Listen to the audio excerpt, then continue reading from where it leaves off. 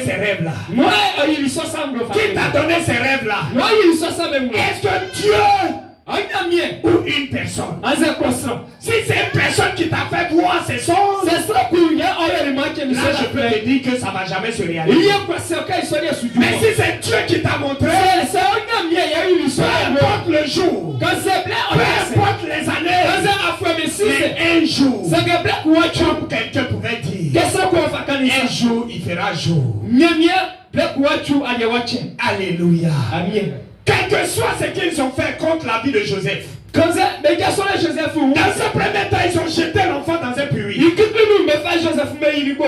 Ils voulaient le tuer pour ne pas que ses rêves se réalisent. Quand ils l'ont mis dans le puits, après ils l'ont enlevé et ils ont vendu Joseph comme un objet.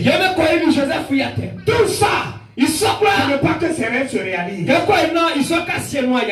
Peuple de Dieu, peu importe là où tu te trouves en ce moment, mais écoute-moi bien. Si Dieu a dit une parole sur ta vie, sois toujours fidèle à Dieu. Un jour, j'ai dit bien un jour, fera jour. Joseph a été vendu comme un objet.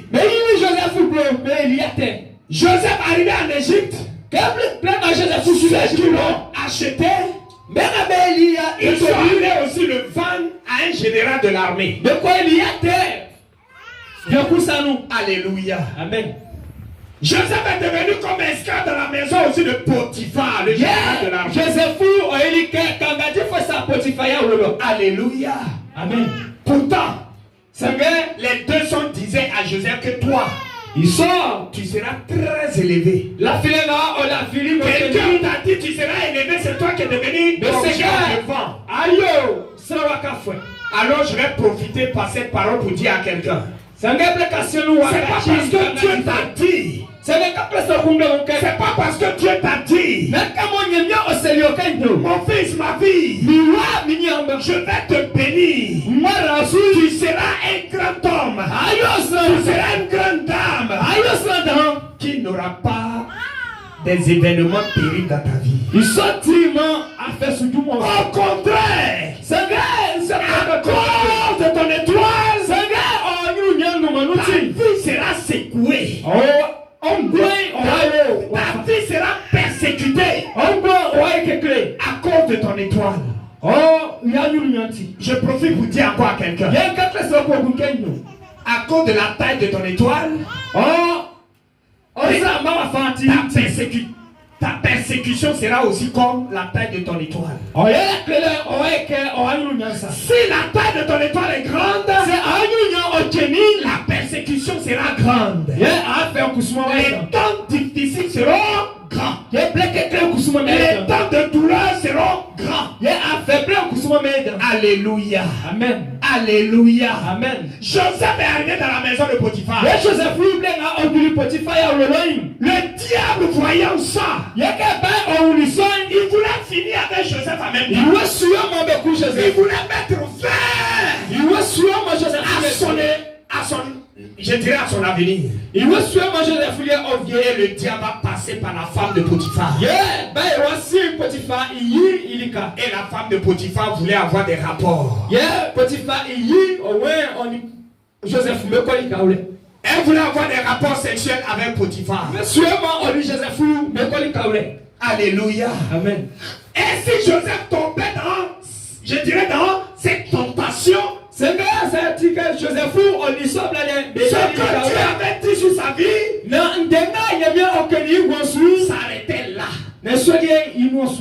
Alléluia. Amen. Bien-aimé, si Dieu t'a donné une parole, tiens bon. Parce que le diable, voyant que Dieu a parlé sur ta vie, il fera tout pour ne pas que ton étoile s'éclaire. Alléluia. Amen. Alors tiens bon. Tiens bon. Accroche-toi véritablement au Seigneur Jésus. Peu importe les temps difficile. Quand la femme de Potiphar est venue vers Joseph, la femme de Potiphar a fait des propositions à Joseph. Elle a dit à Joseph, depuis que tu es arrivé dans notre maison, mon mari te paye. Moi, je veux que tu sortes avec moi. Viens vers moi, ayons des rapports. Si tu acceptes ma proposition, chaque fin du mois, tu auras 2 salaires. C'est pas une bonne proposition, ça? Je pose la question au peuple de Dieu. C'est pas une bonne proposition. Il suffit seulement de te cacher, il n'y a personne. C'est Annie en fiabo. Ma fille est malade, sinon elle allait m'aider. La balle qui vient du camp d'adverse, il n'y a pas d'enjeu, non? Tu es béni, ma fille. Quand il y a une balle qui vient du camp de l'adverse, est-ce qu'il y a enjeu là? Là, ils étaient 2. Est-ce que Joseph ne pouvait pas faire ça et puis c'est fini? Il fait. Non seulement il va tirer un plaisir de la chair.